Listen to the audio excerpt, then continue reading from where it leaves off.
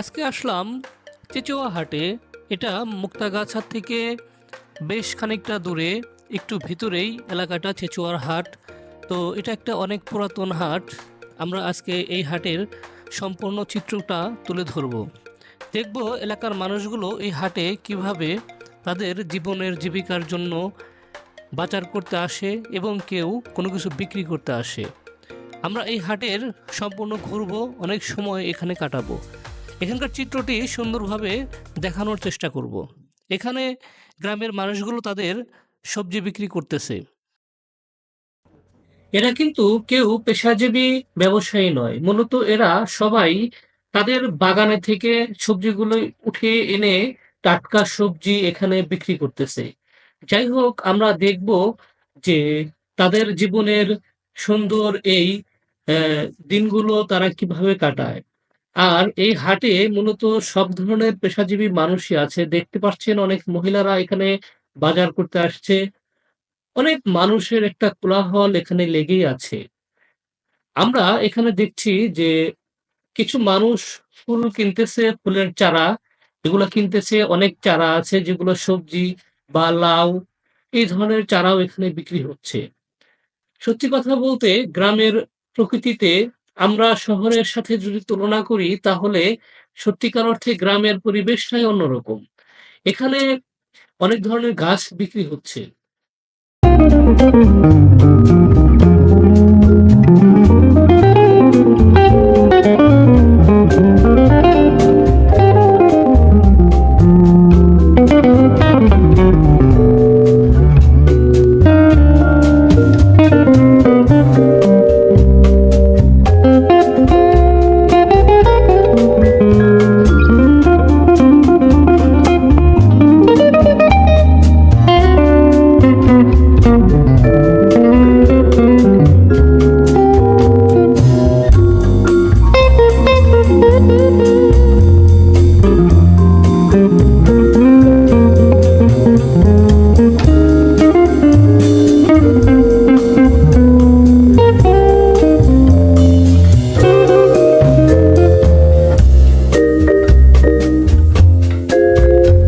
আমরা দেখতে পাচ্ছি এখানে মাছ বিক্রি হচ্ছে, মাছের বাজার এটা। অনেক টাটকা মাছ এখানে উঠেছে। শহরে যেরকম বরফ দেওয়া মাছ পাওয়া যায়, কিন্তু গ্রামে কিন্তু তা নয়। এখানে মাছের বিভিন্ন প্রজেক্ট থেকে, বড় বড় পুকুর থেকে মাছ ধরে এসব মাঝিরা এখানে নিয়ে আসছে মাছ বিক্রি করার জন্য। এখানকার ম্যাক্সিমাম মাঝিরাই তারা মাছ ধরে নিয়ে এনে এখানে বিক্রি করে। তাদের বড় বড় পুকুর আছে যেখান থেকে তারা মাছ ধরে সরাসরি এখানে নিয়ে আসে। আর মূলত এই এলাকায় অনেক মাছের চাষ হয়। আমি সেরকম একটা ভিডিও সামনে আপনাদের মাঝে নিয়ে আসব যে এখানে কি পরিমাণ মাছ চাষ হয় এবং এই মাছগুলোই সারা বাংলাদেশে পাইকারি ভাবে বিক্রি হয়।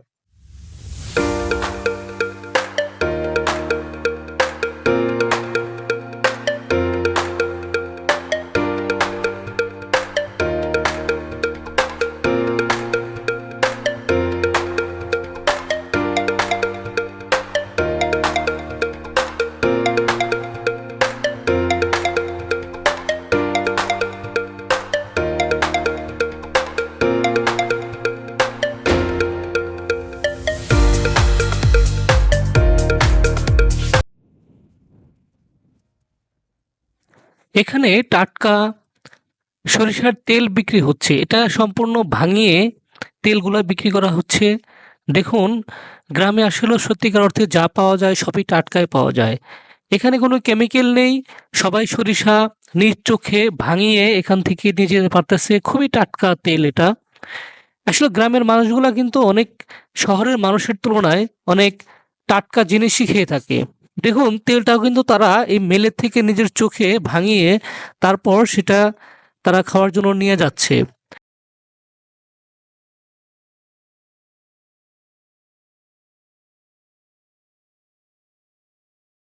দেখুন, এখানে একজন মানুষ সে কলা বিক্রি করতেছে। কয়েকটা কলা নিয়ে আসছে, হয়তো নিজ হাতেই বানিয়েছে সে।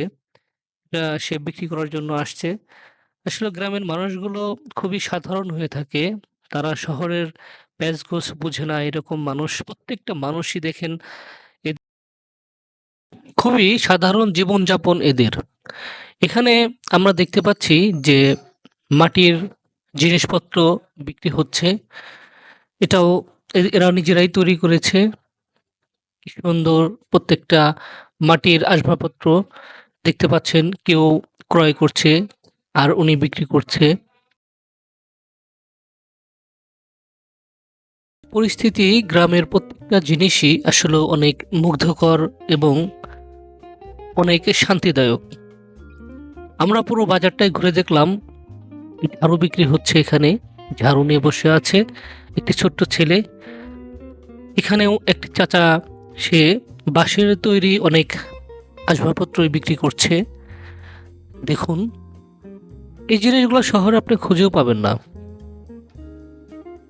গ্রামের মার্কেট ধরতে গেলে দেখুন, লুঙ্গি গামছা নিয়ে বসে আছে। কয়েকটি লুঙ্গি সে ছড়িয়ে ছিটিয়ে দিচ্ছে, হয়তো কাস্টমারকে দেখানোর জন্য। আমরা ঘুরছি, দেখছি, পুরো হাট বাজারটা ঘুরে দেখছি। আর সবাই খুব তাকিয়ে আছে, দেখছে। আমি যখন ব্লগিং করি তখন সবাই ক্যামেরার দিকে তাকিয়েছিল। অনেকেই জিজ্ঞাসা করছিল আমাকে, কোথা থেকে আসছেন, কি করবেন এই ভিডিও করে, এরকম অনেক কথাই। শহরে তো সচরাচর আসলে ক্যামেরা দেখা যায়, গ্রামে ক্যামেরা দেখলে গ্রামের সাধারণ মানুষগুলো অন্যরকম অনুভূতি নিয়ে তাকিয়ে থাকে। দেখুন, গ্রামের মার্কেটের এটা গামছা, মশারি, এখানে লুঙ্গি, এগুলো বিক্রি হচ্ছে।